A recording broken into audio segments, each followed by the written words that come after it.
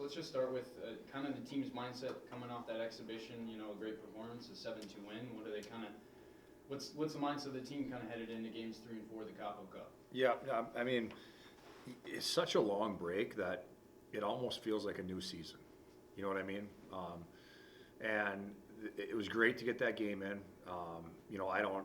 It was probably a little different for Michigan Tech because they had played real games and then played an exhibition.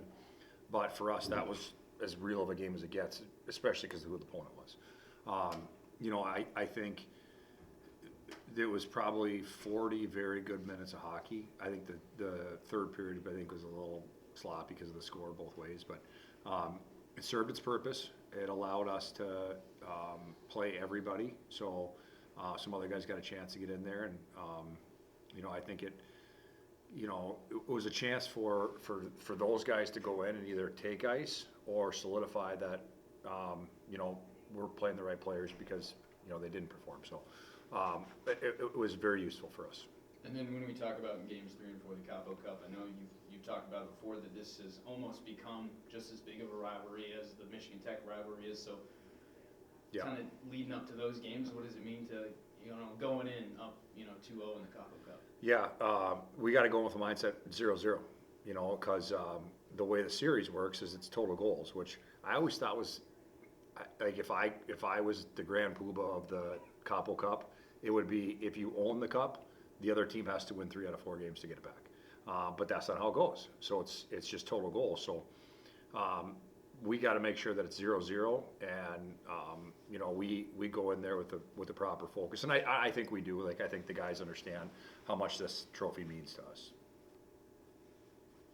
Yeah, how do you feel about your team heading into the second half of the season? Just overall, you guys took that long break. It seems like you came back to that Michigan Tech game like really not looking like a team that had taken 25 days off. I thought Tech looked a little bit sloppier for a team that had been playing.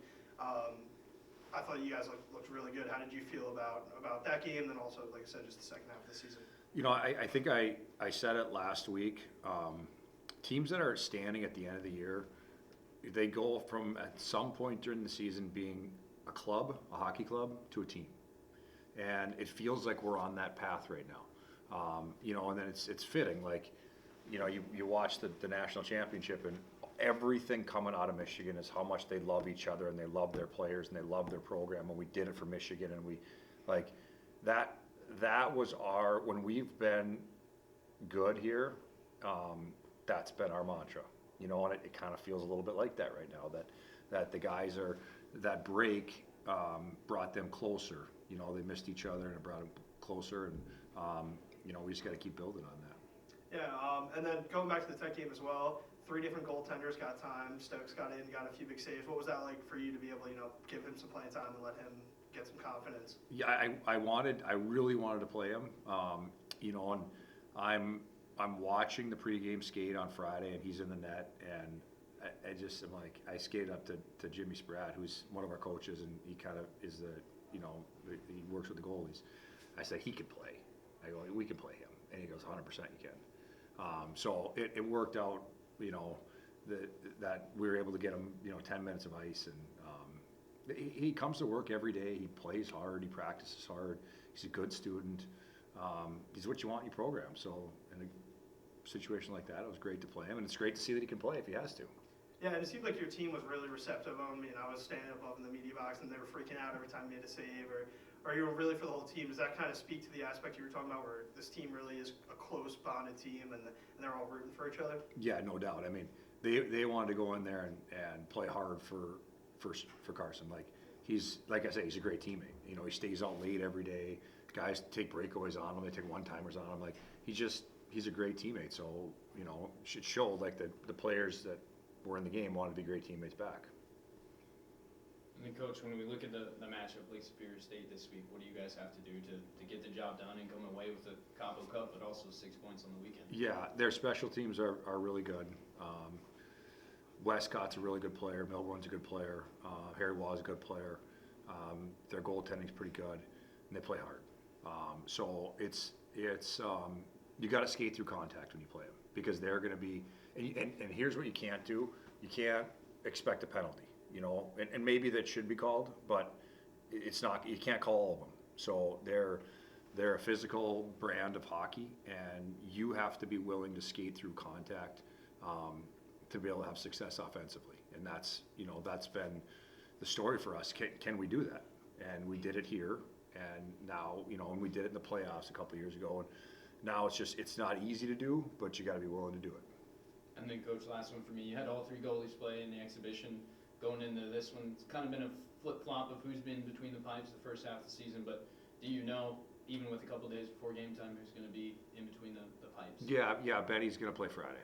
So, he kind of had a rocky little start, and then Charlie went in and played outstanding, and then Charlie kind of hit a couple rocky parts, and Benny kind of got his game back. So they've been playing off each other very well, but Benny's kind of right now in the driver's seat for that position.